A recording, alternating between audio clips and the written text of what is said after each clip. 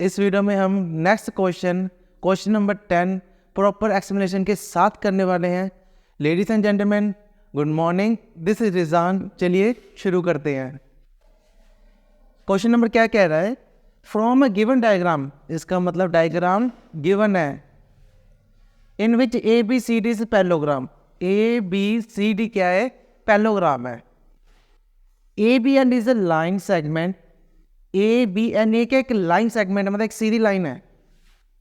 A is the mid point of B C. जो E है ना, ये मिड पॉइंट है बी सी के, बी और सी के मिड पॉइंट, मतलब बिल्कुल मिड में कि इधर वाला साइड इधर वाला साइड क्या एकदम इक्वल है।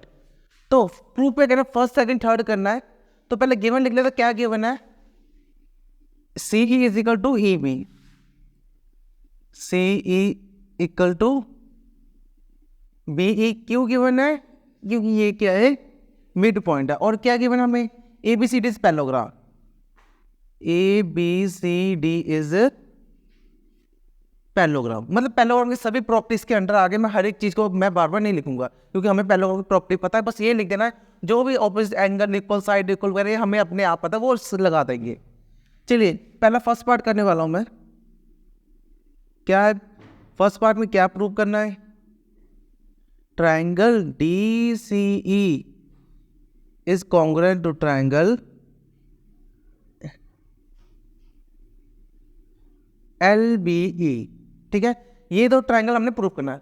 जो डायग्राम में, जो हमारे क्वेश्चन में गिवन है, जिस सीरीज में, ये उसी सीरीज में हमने इसे लिखना है। जैसे हम जब सॉल्व करेंगे, प्रूफ करेंगे, इसका सेम इसी सीरीज में लिखना है। In triangle D C E and triangle L B E. अच्छा, डी सी का कौन सा है? डी सी ई ये ट्राइंगल है, और एल बी ई ये ट्राइंगल है। तो सीरीज यही लिखनी जो उन्होंने गिवन दिया है। चलो क्या क्या इक्वल है?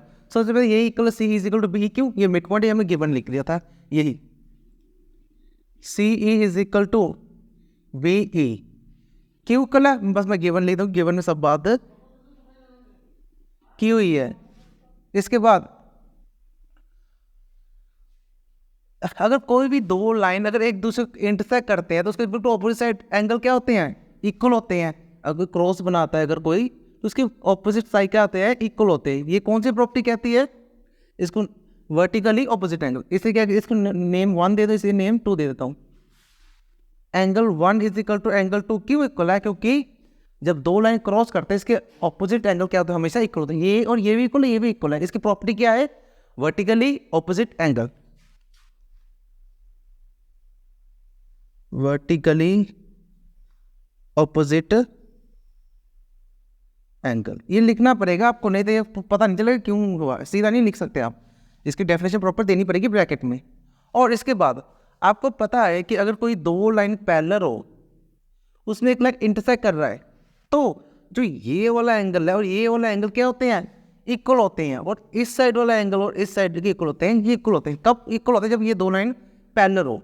तो ये दोनों लाइन पैरेलल है, क्यों है? क्योंकि ये दोनों लाइन, ये क्या है? पैरेललोग्राम। और ये लाइन सीधी आगे जा रही है, तो ऑब्वियस है कि ये भी इसके पैरेलल होगा, और इसकी ये लाइन को इंटरसेक्ट कर रही है, इंटरसेक्ट कर रही है। तो ये वाला और ये वाला एंगल इक्वल नहीं होगा इसका, ये वाला एंगल। और ये जहाँ जहाँ जेड बन रहा है, सीधा या फिर उल्टा जेड, जहाँ पर भी बन रहा है, उसके अंदर एंगल क्या होता है? इक्वल। ये और ये एंगल इक्वल है। ठीक है, तो मैं नेम दे सकता हूँ इसको 1 2 3 और 4।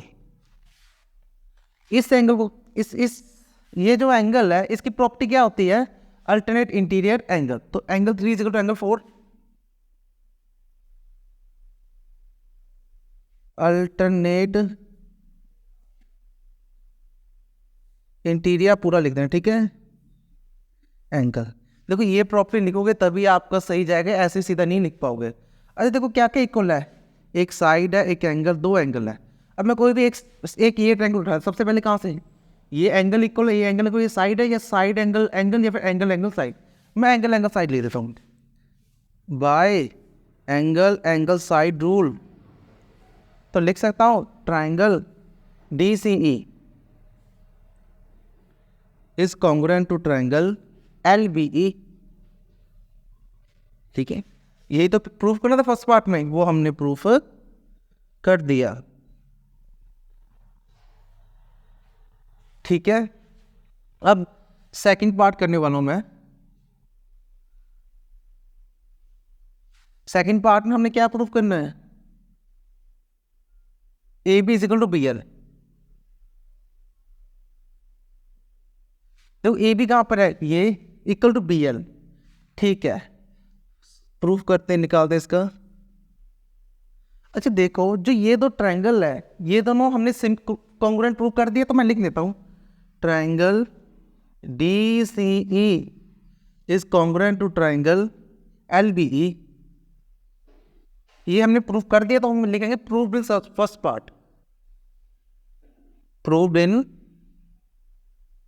First part. ये आपको लिखना पड़ेगा। अगर आपने ये नहीं किया, सीधा ये पूछ ले, तो आपको ये सब भी पहले करना पड़ेगा। अच्छा, इसमें देखो मैं D C equal to L B लिख सकता हूँ, ये इक्वल टू ये लिख सकता है, क्यों, by C P C T, क्योंकि इसमें क्या बोलती हैं, बी एल तो आ रहा है ना, मुझसे एक ले लेता हूँ, बी एल तो आ रहा है, तो बी एल किसकी इक्वल है, बी एल किसकी इक्वल, इस फर्स्ट टू और इसके first two, by C P C T लिख सकता हूँ। B D C is equal to B L. बताओ यहाँ तक कोई प्रॉब्लम है, ठीक है, D C is equal to B L. अच्छा बात सुनो, मेरे पास तो बी एल आ चुका, बी एल को मैं टच तक नहीं करना। अच्छा आपको पता है जो पैरेललोग्राम में ऑपोजिट साइड क्या होती हैं, इक्वल होती हैं, तो लिख सकता हूँ D C is equal to A B लिख सकता हूँ। पैरेललोग्राम ऑपोजिट साइड क्या होती है, एंगल, क्यों लिखना पड़ेगा, in parallelogram opposite sides are equal, लिखना पड़ेगा, तभी आपके नंबर मिलेंगे। लो जी, डीसी की वैल्यू पुट कर दो, put the value of D C. लो डीसी की वैल्यू क्या आ गई इसमें, A B equal to B L. लो प्रूफ आपका, लो आपका सेकंड पार्ट में क्या हो गया, प्रूफ।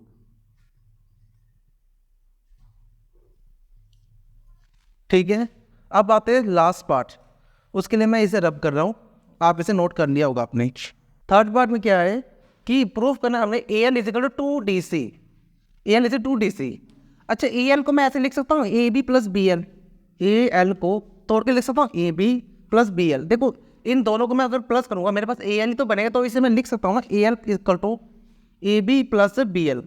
ये हमने बाय डायग्राम देखकर हमने लिखा, कहीं गिवन नहीं है, ये हमने खुद की अंडरस्टैंडिंग है।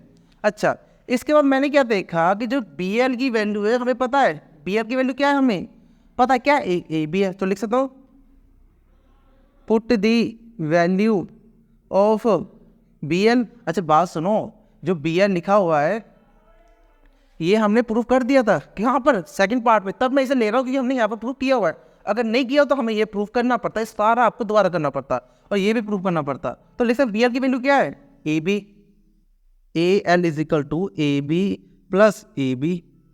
लो ए एल सेम है, A B plus A B, two A B, ठीक है। अच्छा देखो ए एल आ गया, टू भी आ गया, डी सी नहीं आया। अच्छा आपको पता है कि पैरेललोग्राम में ऑपोजिट साइड क्या होती हैं, इक्वल होती हैं, ए बी किसके इक्वल है, डी सी के, तो लिख सकता हूं in parallelogram opposite sides are equal.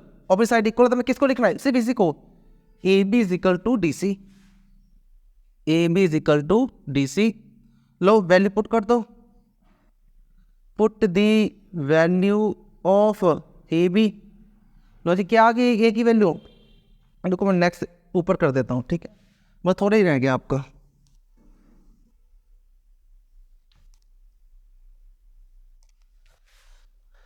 Low ji A L equal to वैसे ही आ गया, ए बी की वैल्यू क्या है, डी सी। लो डी सी आ गया, लो आपको यही तो proof, A L is to D C. लो आपका ये प्रूफ होगा, आंसर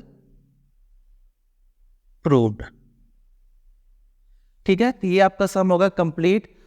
और इस जो चैप्टर का पूरा प्लेलिस्ट आपको यहाँ पर मिल जाएगा, आप जाके यहाँ पर क्लिक कर दो, एंड स्क्रीन में आपको पूरा प्लेलिस्ट सीरीज वाइज लाइन से आपको मिल जाएगा। अगर कोई भी प्रॉब्लम है नीचे कमेंट बॉक्स में कमेंट करो। अगर कोई भी अगर नया कोई चैप्टर है, आपको डिमांड है कि भाई वो पहले कराओ, तो मैं वो पहले करा दूंगा, वो नीचे कमेंट कर देना। चलिए अब हम मिलते हैं नेक्स्ट क्वेश्चन में।